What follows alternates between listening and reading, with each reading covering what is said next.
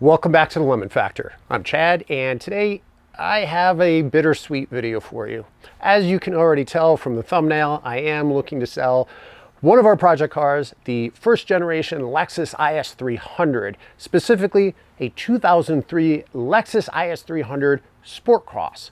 So I've had this car for just shy of 2 years, and I have to say I've thoroughly enjoyed this car, and I enjoy it a lot more now that it's turbocharged. However, I do have to let it go for personal reasons. If you are interested in purchasing the car, please email me.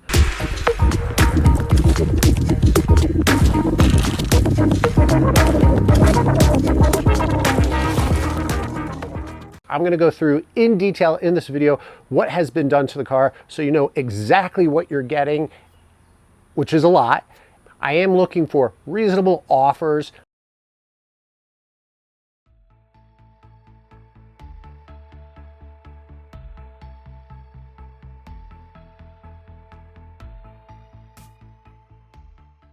Low mile 2003 Lexus IS300 SportCross with great service history. So I'll identify here what has been done to the car already from the previous owner, as well as what I've done. And in the first year of ownership, I focused solely on preventative maintenance. I performed all sorts of maintenance to make sure that this car continued with its ongoing reliability. These engines are known to last hundreds of thousands of miles, and I wanted to ensure that it would.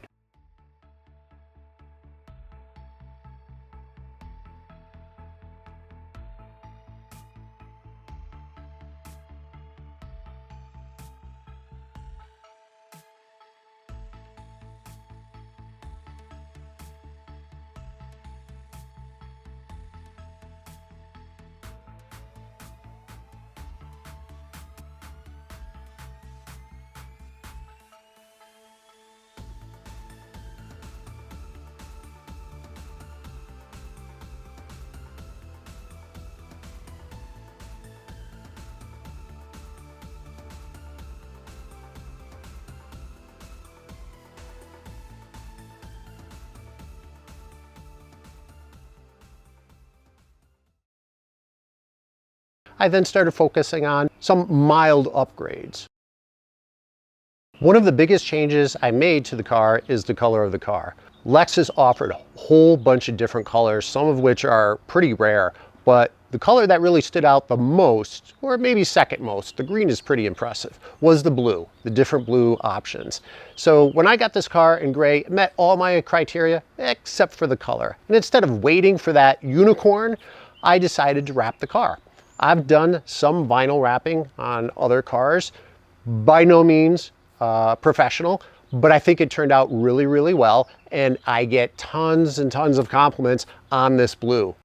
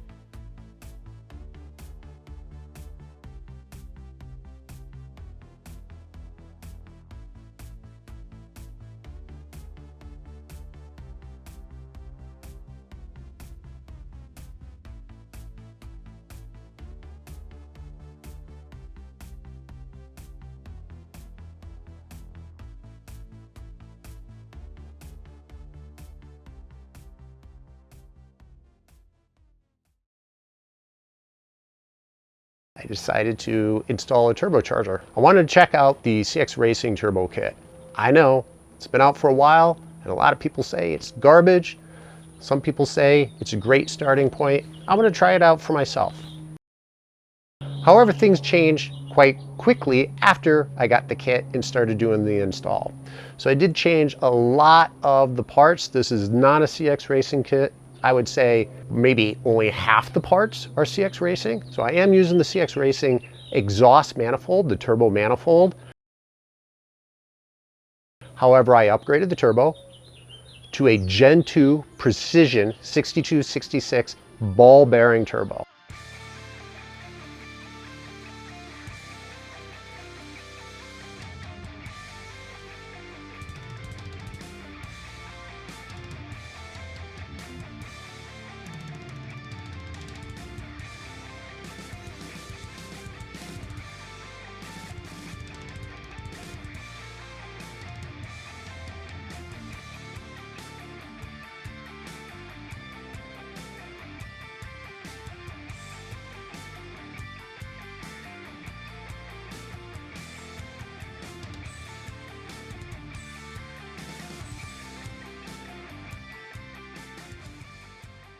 Spools very, very nicely. And even when you turn off the car, you get out of the car, I can still hear it spinning, which is pretty cool. So a nice upgrade. This turbo has a lot of potential, and it's a great size turbo for the 3-liter inline-6 2JZ-GE engine.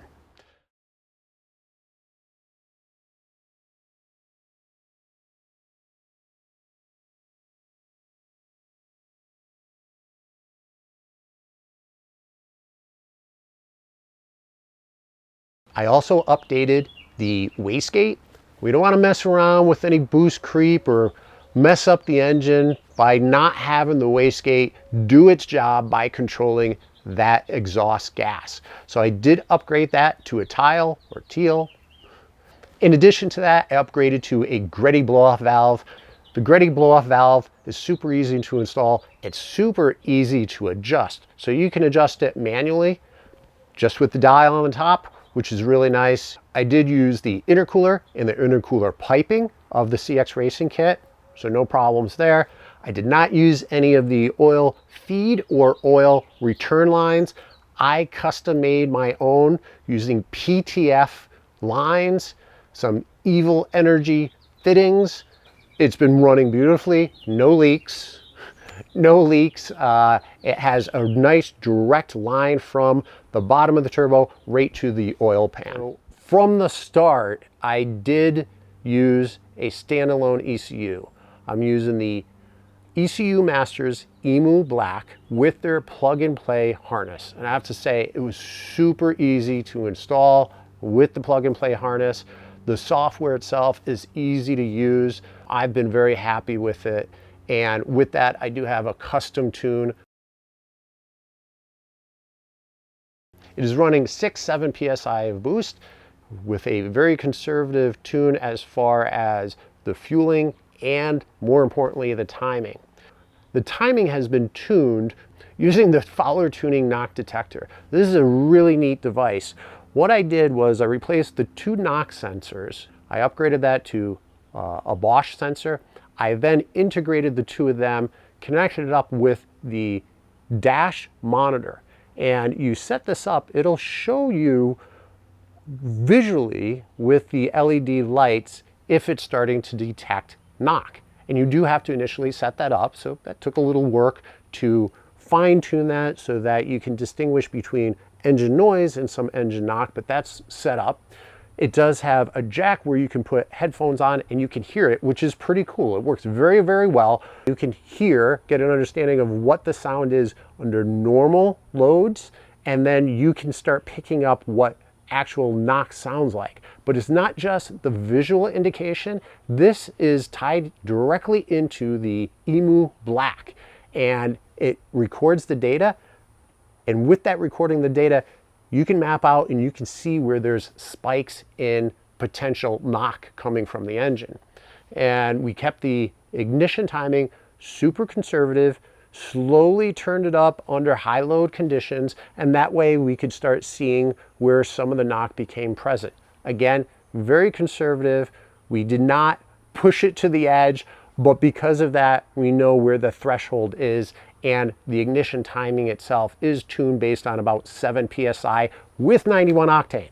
So that's the highest octane we have here in Colorado. If you were to purchase this car and you use 93 octane or even an ethanol blend, you could probably get a couple degrees more of timing and thus some more horsepower and torque out of this setup.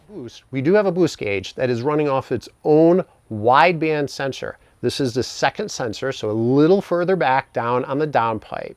And this is reading in lambda.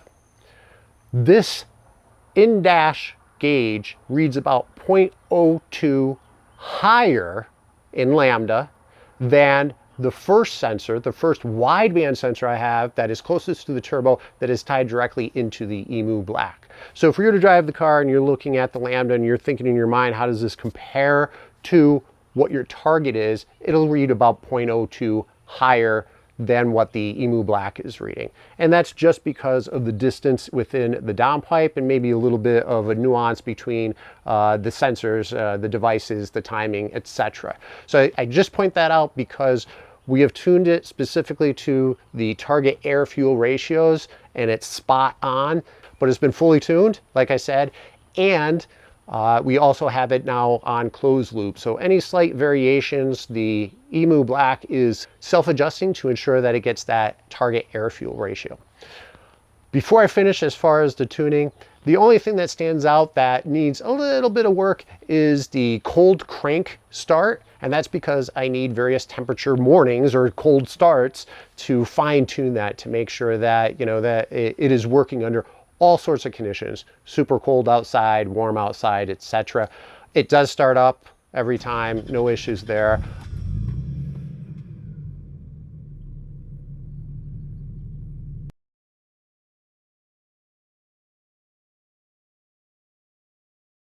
So what are the detriments? What are the downfalls? What are the problems with the car?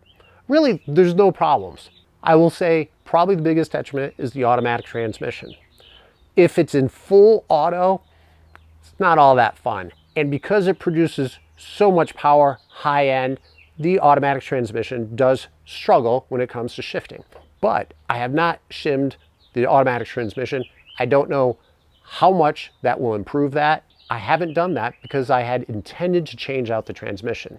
Either go with a T56 6-speed, or I was seriously researching this, seriously considering this, going with a ZF 8 HP, you know, maybe 70 automatic transmission.